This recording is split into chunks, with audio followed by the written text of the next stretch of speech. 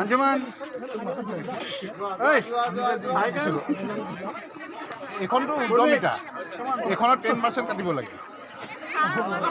ইখন যিখন কণ্টিতে ঠিক কৰিছিলি মই গুৱাহাটীত থাকোঁতে সেইখনৰ পৰা সেইখন লিষ্টৰ পৰা ঠিক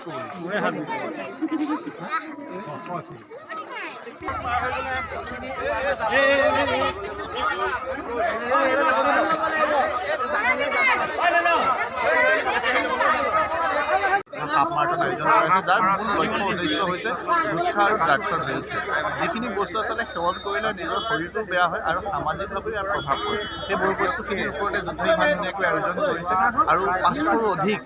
প্ৰতিযোগী অসমৰ বিভিন্ন চুকৰ পৰা অসমৰ বুলি ভাৰতৰ বিভিন্ন স্থানৰ পৰা তেওঁলোকে এতিয়া আহি পেলাই অংশগ্ৰহণ কৰিছে আপোনালোকে দেখিছে বতৰৰ কিমান বাধা আজি আহি গৈছে তাৰ ফলশ্ৰুতিত কিন্তু যোদ্ধাই আজি প্ৰতিযোগিতা অনুষ্ঠিত কৰিবলৈ গৈ আছে ভাল লাগে প্ৰত্যেকটো অনুষ্ঠান যেতিয়া সামাজিকভাৱে দায়বদ্ধ হয় সামাজিকভাৱে বাৰ্তা কঢ়িয়াই নিয়ে আৰু পৰৱৰ্তী সময়ত আমি যোদ্ধাই এই নিৰন্তৰ ধাৰা মানে আগুৱাই নিব বুলি আমাৰ আশা কৰোঁ আৰু প্ৰতিযোগীসকলেও এখন ভাল মঞ্চ মাৰাথনৰ কাৰণে পাব আৰু প্ৰত্যেক ইয়াত যিহেতু ২ কিলোমিটাৰ ইভেণ্টটো আছে শিশুসকলৰ পৰা বয়োজ্যেষ্ঠসকলকে প্ৰত্যেকজনে একেলগে দৌৰিব আজি আৰু একেলগে পুৰস্কাৰ পোৱাটো ডাঙৰ কথা নহয় শিকাটো বহুত ডাঙৰ কথা বুলি ভাবোঁ অংশগ্ৰহণ কিমানকৈ কৰিছে প্ৰায় অনলাইন প্ৰতিযোগী ৫০০ৰো অধিক হৈছে পৰৱৰ্তী সময়ত কিন্তু অফলাইন যোগেও বহু কালি যোগদান কৰিছে কেনে অনুভৱ হৈছে ইমান ভাল লগা কথা মানে মই ভাবিছিলোঁ যে ক'ৰবাত চাগে ৰাস্তাৰ হাইৱে ওচৰে পাজৰে হ'ব কিন্তু ৰাস্তাৰ পৰা ইমান ভিতৰৰ এখন ইমান ধুনীয়া এখন গাঁৱত মানুহে সাহস কৰিছে আৰু মই দেখিছোঁ ৰাস্তা পদূলিবোৰ ধুনীয়াকৈ চাফা কৰিছে প্লাষ্টিক মুক্ত কৰিছে আৰু কিমান ধুনীয়া এটা এইম লৈছে যে ধঁপাতমুক্ত জৰ্দামুক্ত অভিযান হিচাপে হাফ মাৰাথনটো পাতিছে আৰু বহুত মানুহ আহিছে মানে ৫০০+ হ'ব পাৰ্টিচিপেণ্টছ খুব ভাল লগা কথা আৰু মই সেইটো মানে আই ৰিয়েলি চেলিউট কাৰেজ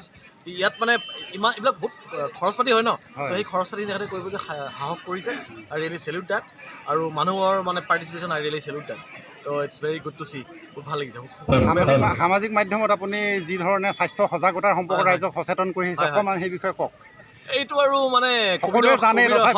ক'ভিডৰ সময়ৰ পৰা মানুহক মানে মই দেখিছোঁ যে মানুহে খুব সহজে ভয় খায় মই ভয়বিলাক আঁতৰাব চেষ্টা কৰি আছোঁ